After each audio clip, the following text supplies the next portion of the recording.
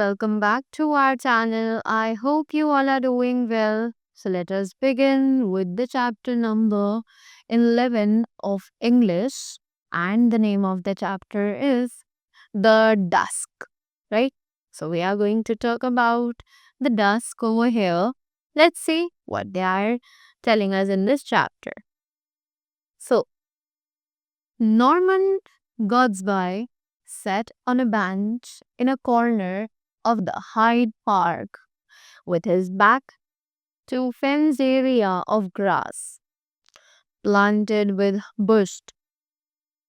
It was dusk, about 30 minutes past 6 on an early March evening, right? तो Norman गॉड्सबाय जो है वो एक बेंच पर बैठे थे एक पार्क के कॉर्नर में, हाइड पार्क के कॉर्नर में, with his back to fenced area, और उनके बैक के पीछे सारा फेंस्ड एरिया था ग्रास का, राइट? प्लांटेड एंड बुश्ड, वहां पर बहुत सारे प्लांट्स थे, ग्रास थे और बहुत सारी झाड़ियां भी थी. It was dusk, about 30 minutes past 6 on an early March evening. कि शाम को लगभग 6 बजने वाले थे, सॉरी, शाम को लगभग 6:30 बजे वो मार्च में अपने उस बेंच में उस बेंच पर उस पार्क में बैठे थे. The atmosphere was a mixture of failing daylight, pale moonlight, and light from the street lamps a little distance away. कि जो एटमॉस्फेयर था उसमें बहुत सारी लाइट्स का मिक्सचर था. कहीं पर it was like day light mixing with the moon light, right? क्योंकि शाम का समय था, बहुत सारी लाइट्स आपस में मिल रही थी. Moon light, day light, the street lights, the lamps, right? सभी चीज़ें एक नई छोटे डिस्टेंस पर there were giving a little like different look. On the bench by his side sat an elderly gentleman. He had the expression of a defeated person who refused to admit his defeat. Right? और उन्हीं के साथ bench पर एक gentleman, एक बड़े से gentleman आकर बैठे, जिनका एक्सप्रेशन जो था वो एक डिफीटेड पर्सन का था, जिसने रिफ्यूज करी थी अपनी डिफीट, यानी कि वो एक हारे हुए पर्सन का एक्सप्रेशन था, राइट? पर वो अपनी हार को मानने के लिए तैयार ही नहीं थे, right? His clothes were neither expensive nor new. उनके जो कपड़े थे वो ना तो ज्यादा महंगे थे और ना ही नए थे. As he got up to go, Godsby imagined him to be a man in whom no one was particularly interested, either at home or outside. और जैसे ही वो इंसान वहां से जाने लगे तो गॉड्सबाय ने इमेजिन किया उन्हें देखकर कि वो एक ऐसे पर्सन है जिनके साथ बात करने में कोई भी इंटरेस्टेड नहीं है, ना तो उनके घर पे और ना ही शायद घर के बाहर कोई. As his figure disappeared slowly into the shadow, his place on the bench was taken almost immediately by a young man.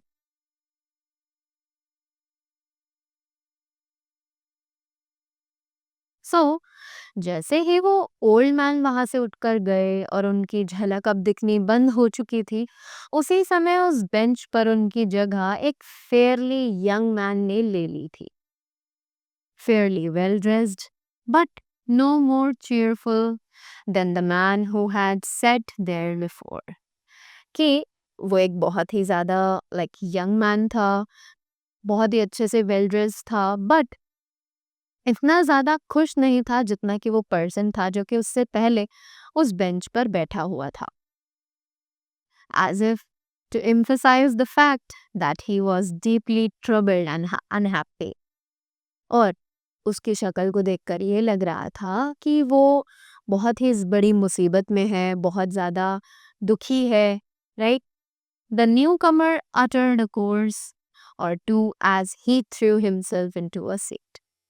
अब वो जो न्यू कमर था उसने एक दो बातें बोली जैसे ही वो उस बेंच पर आकर बैठा. You don't seem in a very good temper, said Godsby. अब गॉड्सबाय ने उसे बोला कि तुम कुछ ज्यादा अच्छे मूड में नहीं दिखाई दे रहे हो. Judging that he was expected to show sympathy. और वो चाहता था कि वो अपनी सिंपैथी, वो थोड़ा दया, थोड़ा प्यार उसके प्रति दिखाए। The young man turned to him with a look of great frankness, which put Godsby instantly on his guard. Right, अब जो यंग मैन था उसने अपना मुंह उसकी तरफ घुमाया और उसे एक बहुत ही फ्रैंकनेस यानी बहुत ही ज़्यादा फ्रीली वाला लुक दिया, जिसने गॉड्सवाय को थोड़ा लाइक प्रिपेयर कर दिया। वो एक बहुत ही ज़्यादा गार्ड सिचुएशन में बैठ गया कि अगर ये कुछ डिफ़िकल्ट मुझसे पूछता है तो वो उसके लिए रेडी है, वो उसको आंसर करने के लिए रेडी है। You wouldn't be in a good temper if you were in the fix that I am in, he said.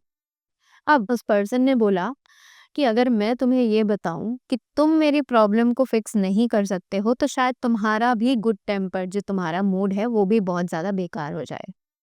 I've done the silliest thing I've ever done in my life. कि मैं तुम्हें बताऊं कि मैंने इतनी बेवकूफ़ी वाली चीज़ करी है जो मैंने अपनी लाइफ में कभी नहीं करी है। Yes, said Godsby without much enthusiasm. तो गॉड्सवाय ने बोला कि हाँ, मैं समझ सकता हूँ। After that, I came up to London this afternoon.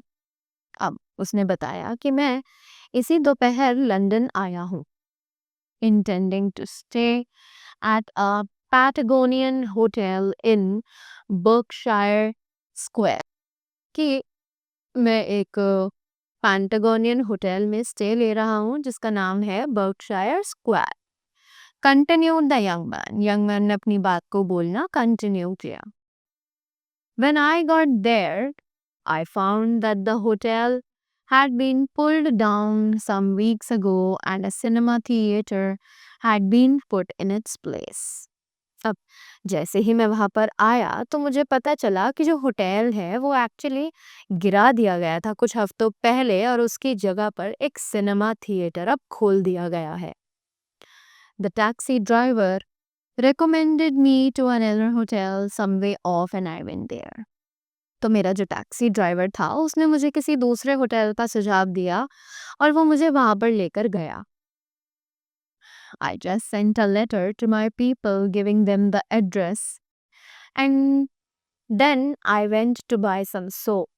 I'd forgotten to pack and I hate using hotel soap.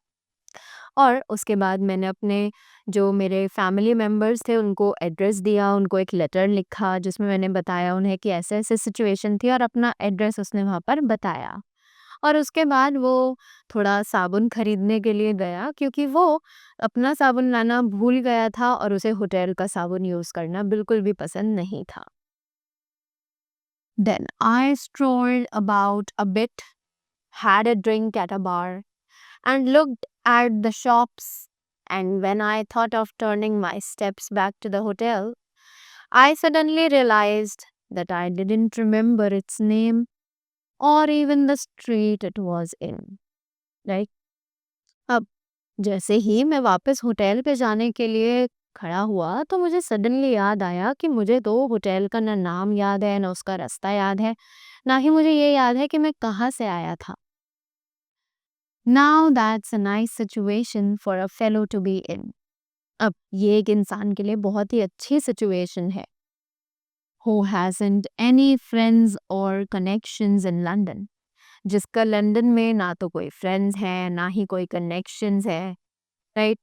I am without any money, came out with only a shilling on me. कि मैं यहाँ पर बिना पैसों के आया था और मेरे पास सिर्फ एक शिलिंग है यहाँ पर। Shilling is the London currency, right, which went in buying the soap and the drink, जो कि एक सोप और एक ड्रिंक बार में पीने में खत्म हो गए। So here I am wondering about with 2 pennies in my pocket and nowhere to go for the night. तो यहाँ मैं हूँ जो यहाँ मेरी पॉकेट में सिर्फ 2 पेनिस बचे हैं उनके बारे में सोच रहा हूँ और मेरे पास रात बिताने के लिए कोई भी जगह नहीं है। There was a meaningful pause after the story he had been told. अब उस स्टोरी के बाद जब वो स्टोरी बताई गई तो उसके बाद थोड़ी सी शांति वहाँ पर हो चुकी थी। I suppose you think I've made up an impossible cock and bull story for you, said the young man presently in a hurt voice. अब वो जो यंग मैन वहाँ पर बैठा था, उसने उस आदमी से बोला कि मुझे लगता है कि मैंने तुम्हारे लिए शायद एक impossible cock and bull story बना दी है जिस पर तुम बिलीव ही नहीं कर पा रहे हो और ना ही तुम शायद मेरे लिए कुछ कर सकते हो, राइट? और ये बात उसने बहुत ही ज़्यादा दुख के साथ कही। Not at all impossible, said Godsby carefully. अब गॉड्सबाय ने सुन के कहा, नहीं नहीं, ऐसा किसने कहा कि ये इम्पॉसिबल है? I remember doing exactly the same thing once in a foreign city. मुझे याद है कि एक बार मैं भी फॉरेन सिटी में गया था और वहां पर जाकर मैंने भी यही किया था. And on that occasion there were two of us. और उस occasion में वहां पर हम दोनों ही थे. Luckily we remembered that the hotel was on a sort of a canal. और अचानक से मुझे याद आया कि हमारा जो होटल था वो एक तरीके के कैनाल पे था. So when we came across the canal, we were able to make our way back to the hotel. और इसी तरीके से जब हम कैनाल पर पहुंचे तो इजीली हम अपने होटल तक भी पहुंच गए.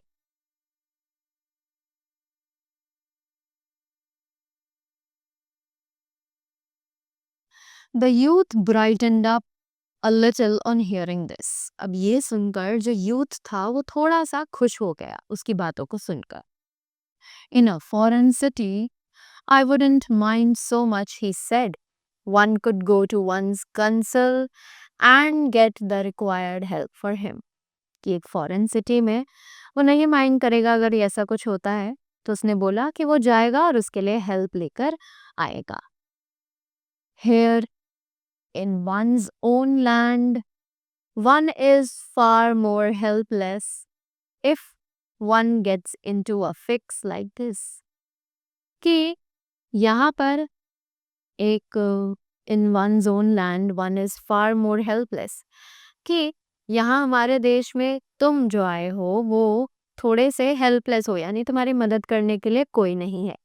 If one gets into a fix like this, unless I can find some decent chap to swallow my story and lend me some money.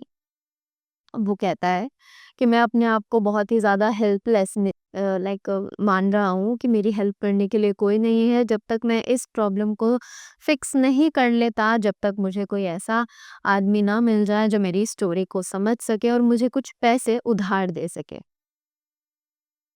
I seem likely to spend the night on the bank of the Thames. और मुझे ऐसा लगता है कि शायद आज की रात मुझे थेम्स के बैंक पर यानी उसके तट पर ही बितानी पड़ेगी. I'm glad, however, that you don't think my story totally improbable. Improbable. उसने बोला कि मैं खुश हूँ ये जानकर कि तुम्हें मेरी स्टोरी नकली नहीं लगी. At least you are trusting my story. He threw a great deal of warmth into the last remark, as if perhaps to indicate his hope that God by himself might be such a decent chap. अब उसने ये जो line बोली कि जब तक मुझे कोई ऐसा इंसान नहीं मिल जाता जो कि मेरी स्टोरी पर भरोसा ना करे, तो उसने अपनी इस लाइन में एक जेंटल जेस्चर, एक वार्म रिएक्शन उस गॉड्सबाय की तरफ दिया ताकि वो शायद इस हिंट को पकड़ पाए कि वही एक जेंटलमैन है जो उसकी स्टोरी को समझ सकता है. Of course, said Godsby slowly. और गॉड्सबाय ने धीरे से बोला, हाँ हाँ बिल्कुल. The weak point of your story is that you can't show me the soap. अब उसने बोला कि तुम्हारी स्टोरी का जो वीक पॉइंट है वो पता है क्या है? कि तुमने मुझे वो साबुन दिखाया ही नहीं. The young man set forward hurriedly, felt rapidly in the pockets of his overcoat and then jumped to his feet. अब उसके बाद जो यंग मैन था वो ये सुनकर जल्दी से खड़ा हुआ. उसने अपनी पॉकेट्स में देखा, अपने ओवरकोट की, और फिर उछल कर अपने पैरों पर खड़ा हो गया. I must have lost it, he muttered angrily. उसने गुस्से में बोला कि शायद मैंने उसे कहीं खो दिया है. To lose a hotel as well as a cake of soap on the same afternoon suggests willful carelessness, said Godspy. गॉड्सबाय ने बोला कि एक होटल को खोना, एक सोप को खोना सेम दिन पर, ये बहुत ही ज़्यादा लापरवाही है। But the young man did not wait to hear the end of his remark. पर उस यंग मैन ने उसके इस रिमार्क के खत्म होने का वेट ही नहीं किया। He hurried away down the path, his head held high, with an expression of well-practiced anger and pride.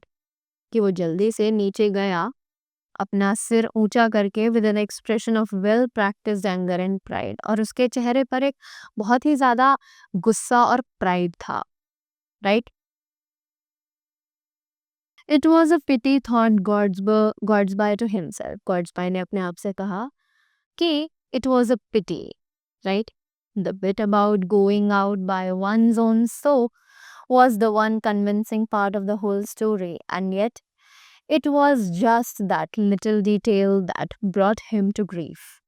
कि ये बहुत बुरी बात है कि उसकी पूरी स्टोरी में सिर्फ एक ही कन्विंसिंग पार्ट हो सकता था, जो कि था उसका एक सोप, पर उसने वो सोप भी खो दिया, और शायद अब ये थोड़ा सा डिफिकल्ट हो उसके लिए इन सभी बातों पर यकीन दिलवाना. If he had the brilliant forethought to provide himself with a newly bought cake of soap, he would have been a genius in his particular profession. कि अगर वो इतना ब्रिलियंट है, फोरथॉट है, यानी कि एक अच्छा सा प्लान वो बना सकता है, right?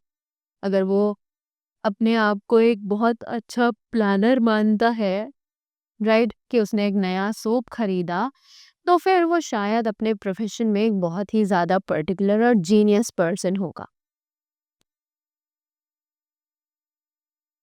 With these thoughts Godsby rose to go. और इन्हीं थॉट्स के साथ गॉड्सबाय जो है वो खड़ा हुआ और वहां से जाने लगा. As he did so he gave a cry of surprise and anxiety. जैसे ही वो खड़ा हुआ तो वो बहुत ज़्यादा रोने लगा, लाइक सरप्राइज हो गया, और एंजाइटी यानी कि उसके मन में उत्सुकता जाग उठी.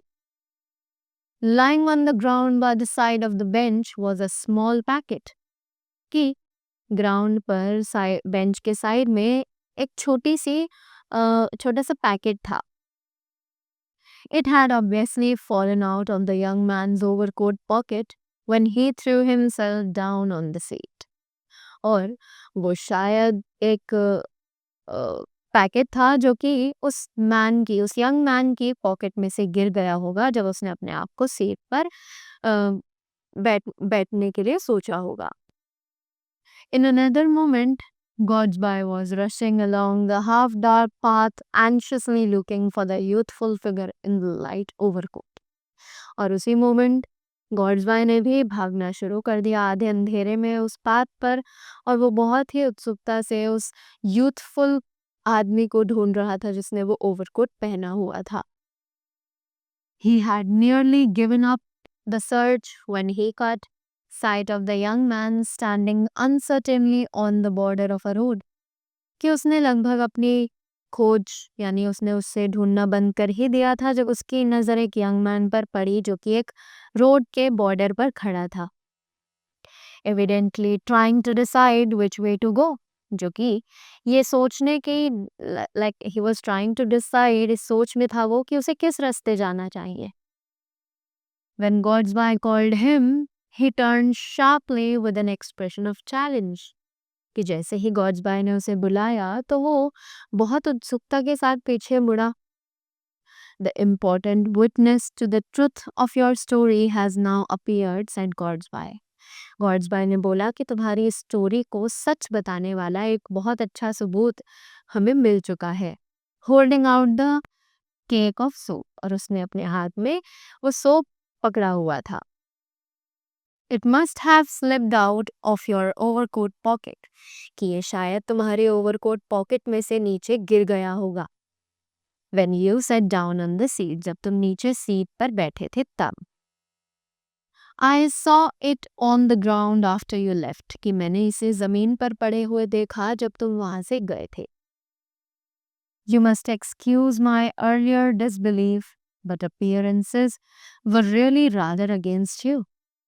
कि तुम प्लीज़ मेरे तुम पर विश्वास ना कर पाने को माफ़ कर देना, पर अब शायद मैं तुम पर भरोसा कर सकता हूँ।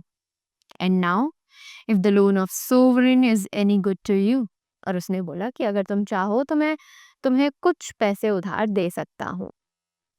The young man replied by taking the coin hastily in and pocketing it.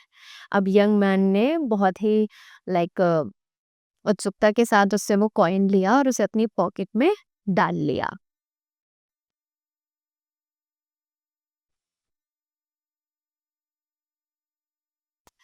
Here is my card with my address, continued Godsby। कि ये मेरा कार्ड है और इस पर मेरा एड्रेस भी है, गॉड्सबाय ने उसे बताया। You can return the money any day this week. और उसने बोला कि तुम ये पैसे इस हफ्ते में कभी भी लौटा सकते हो। And here is the soap, don't lose it again, it's been a good friend to you. उसने बोला और ये रहा तुम्हारा साबुन, इसे दोबारा मत धोना क्योंकि ये तुम्हारा सबसे अच्छा दोस्त है। Lucky thing you are finding it. और उसने बोला कि ये तुम्हारे लिए बहुत अच्छी और लकी चीज है जो तुम्हें मिल रही है।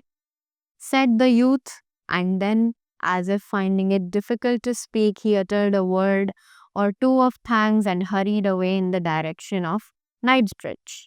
अब उसके बाद उसे बहुत ज़्यादा मुश्किल लग रहा था ये बोलना, पर उसने एक दो वर्ड्स बोले और थैंक्स बोलकर जल्दबाजी में वो नाइट्स ब्रिज की तरफ निकल गया। Poor boy, the nearly broke down, said Godsby to himself. अब गॉड्सबाय ने अपने आप से बोला कि बेचारा, right, I am not surprised, it must have been such a great relief to him. कि मैं बिल्कुल भी शॉक नहीं हूँ क्योंकि ये साबुन शायद उसके लिए एक बहुत ही अच्छा रिलीफ हो, उसे चैन की सांस मिली हो। It's lesson to me not to be too clever in judging people by circumstances. और उसने बोला कि इस चीज़ से मैंने एक चीज़ सीखी कि मुझे किसी भी सिचुएशन में लोगों को इतनी आसानी से जज नहीं करना चाहिए। As Godsby walked back to his seat in the park, he saw an elderly gentleman looking and feeling with his hands beneath the bench and all around it. अब जैसे ही गॉड्सबाय पार्क में अपनी सीट के पास वापस गया तो उसे वो एल्डर वाला जो जेंटलमैन था वो वहां पर दिखा, जो कि बेंच के पास अपने हाथ इधर उधर घुमाकर कुछ ढूंढ रहा था। Godsby recognized him as the man who had sat there before the young man। अब गॉड्सबाय ने उसे देख लिया, उसे पहचान लिया, जो और उसे याद आया कि वो वही इंसान है जो कि यंग मैन से पहले वहां पर बैठा था। Have you lost anything sir, he asked. और उसने उस जेंटलमैन से पूछा कि क्या आपने कुछ खो दिया है सर, आप कुछ ढूंढ रहे हैं। Yes sir, cake of soap. और उस ओल्ड एल्डर जेंटलमैन ने उसे बताया कि हाँ सर, मेरा एक केक ऑफ सोप खो चुका है, right. So now we got all the story that the young man was the person who hadn't lost the soap. He was lying to the story. And the old gentleman was the person who has lost his cake of soap over there. Right? So that was all about the chapter. Right?